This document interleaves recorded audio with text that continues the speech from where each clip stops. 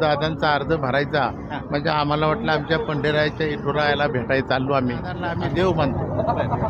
काय सांगाल आपण दादा? की आपला चॅनल आहे, आपल्या चॅनलच्या माध्यमातून काम करत आहे. आपला चॅनल भारी, आपण भारी आहोत. बदल झाला हे केवळ सोशल मीडिया असेल, पत्रकार असेल, टी व्ही चॅनल असेल, या लोकांचे मनापासून की बारामतीच आहे. मी विकासाच्या मागे आहे.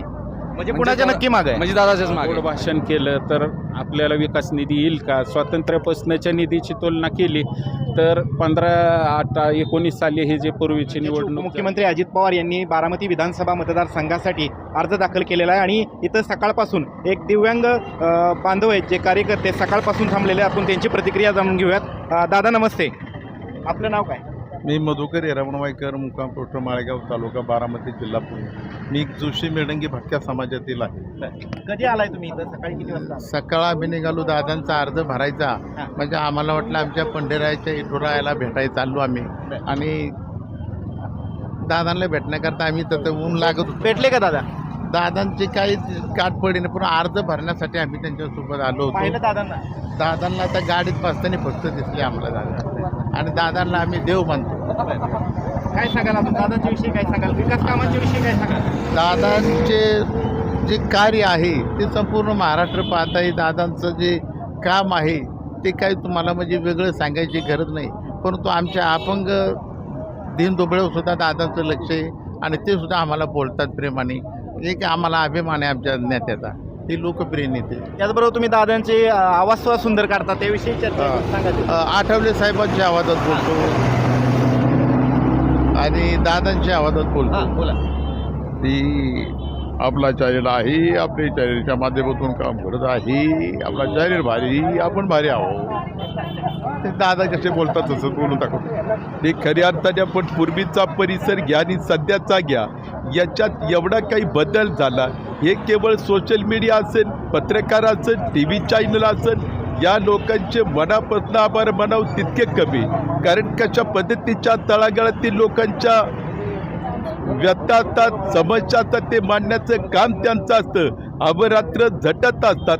खऱ्या अर्थाने पत्रकारांचा आदर घेतला पाहिजे, कुठंतरी आपण बनलं पाहिजे. मित्रांनो, अजून भरपूर असे कार्यकर्ते आहेत. आपल्या समवेत अजून एक कार्यकर्ते आहेत. दादा नमस्ते. नमस्ते. आपलं पहिलं नाव सांगा. माझं नाव सिद्धार्थ गीते, गाव होळ, तालुका बारामती. काय सांगाल तुम्ही? दादांचा अर्ज दाखल करण्यासाठी दाखल झाला होता. हो, दादांवर आमच्या सर्वच भागातील लोकांचं फार प्रेम आहे. दादांचं जे कामाची तत्परता आहे आणि दादा प्रत्येक गोष्टीत जे न्याय द्यायची भूमिका आहे, तर त्याच्यामुळं आम्ही दादांच्या सर्व पाठीमागं उभे असतो. आज आपण कोविड काळापासून दादांचं काम पाहिलेलं आहे. ह्या नजीकच्या काळात तर अख्ख्या महाराष्ट्रातला वाचवायचं काम दादांनी त्यावेळेस केलं. आदरणीय त्यावेळेसचे मुख्यमंत्री आपण पाहिलं होतो, कधी मातोश्रीवरनं बाहेरसुद्धा निघत नव्हते, पण दादा देशात म्हणजे महाराष्ट्रात दौरे करून संपूर्ण महाराष्ट्राला आरोग्याची सेवा कुठं कमी पडू नये, कुठं सेंटर्स उभे करण्यात आपण कमी पडू नये, रेमडेसिवीरचा पुरवठा करण्यात कमी पडू नये, त्याच्यानंतर म्युकरमायकोसिस आला तर त्याचं देखील औषधाचा पुरवठा करण्यात कुठं कमी पडू नये, प्रचंड आरोग्य सेवकांवर ताण आला तर त्यांनासुद्धा काहीतरी शासनाचं मानधन देऊन त्यांना बी रिलीफ दादांनी त्या पिरियडला दिला. म्हणजे असं बारीक सारी गोष्टीकडं दादांचं स्पष्ट लक्ष असतं. आणि आपण बघतोय समोरचे उमेदवार ते कधी कोविडमध्ये कुठल्या चौकात उभा राहिलेले दिसले नाही. आता आपण सुद्धा बघत होतो, गावचे सर्व सरपंच विरपंच सगळे बाकीचे रोडवर होते आरोग्यसेवा प्रशासनाला मदत करायला. पण ही व्यक्ती कधी पाहिली का तुम्ही कोविडमध्ये? एकाकी उगवायचं डायरेक्ट आमदारकीचं स्वप्न पडणार का तुम्हाला? तुम्ही खजिनदार म्हणून म्हणता त्या संस्थेमध्ये तुम्ही आत्तापर्यंत किती संस्था उभ्या केल्या, किती जमिनी खरेदी करून दिल्या विद्याप्रतिष्ठानला, हे सांगावं. गेली 30 वर्ष आपण बघतो दादांनी अतोनात श्रम घेऊन ते विद्याप्रतिष्ठानची डेव्हलपमेंट आपण सर्वजण साक्षीदार आहोत. त्याची एक इमारत सायन्स कॉलेजची होती, तदनंतर जे दादांनी सगळी वाढ केली, आजूबाजूच्या जमिनी घेतल्या, बाकीकडे संस्था उभी केली, बोरकडा उभी केली, मगरपट्टा सिटीमध्ये आज उभी आहे. परत तुमच्या इंदापूरला आता मध्ये कार्यक्रम झाला, असं अनेक ठिकाणी सुपेकडं दादांनी जमीन घेऊन तिथं केलं, सोमेश्वरला केलं.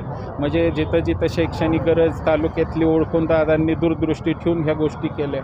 आज तुम्ही बाहेर सुद्धा महाराष्ट्रामध्ये फिरत असताना बारामती आणि इतर जे तालुके आहेत त्यांची कशी तुलना करा, काय कशा पद्धतीचा विकास दादांनी केलेला आहे? हो, त्यांची तुलनाच होऊ शकत नाही. आपण बघतो की आज स्वातंत्र्यापासून बारामतीची जर तुम्ही तुलना नुसती बारामतीची केली तर आदरणीय पवारसाहेब हे सर्वांना आपल्याला आदरणीयच आहेत.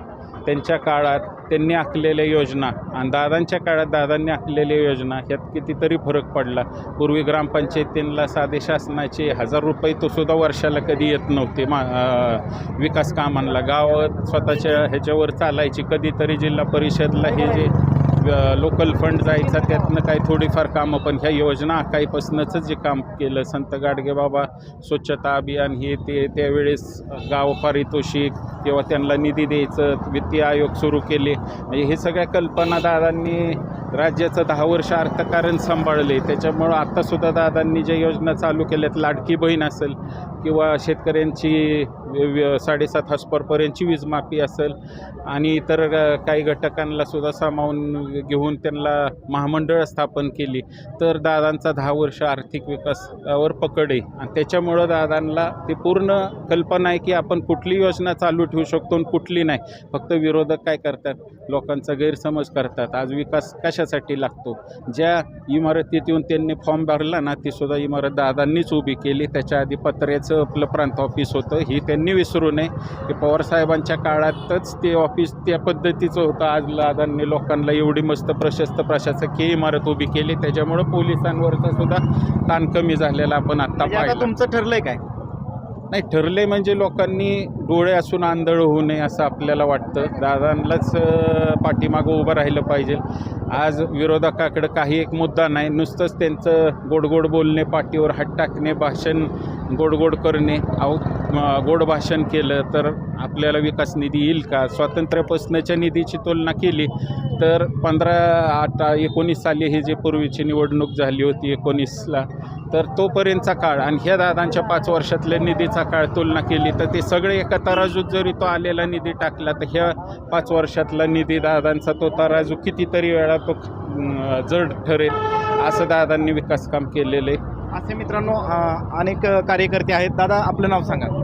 मी एक माजी सैनिक आहे. पूर्ण देशभर फिरलो, पण आपल्या बारामतीमध्ये आल्यानंतर कळतं की आपला विकास आणि पूर्ण देशभर फिरल्यानंतर की कळतं की कितीही पाठीमागे आहेत अजून. म्हणजे आपल्या बारामतीत आल्यानंतर कळतं की बारामतीच आहे. मी विकासाच्या मागे आहे. म्हणजे कुणाच्या नक्की मागे आहे? म्हणजे दादाच्याच मागे, अजितदादांच्या मागे आहे. असे अजून एक कार्यकर्ते आहेत. तुमचं नाव सांगा. माझं नाव नवनाथ होळकर. काय सांगाल? मी सांगेल की दादासारखा शाश्वत विकास असेल किंवा डेव्हलपमेंट असेल असं कोणीच करू शकत नाही.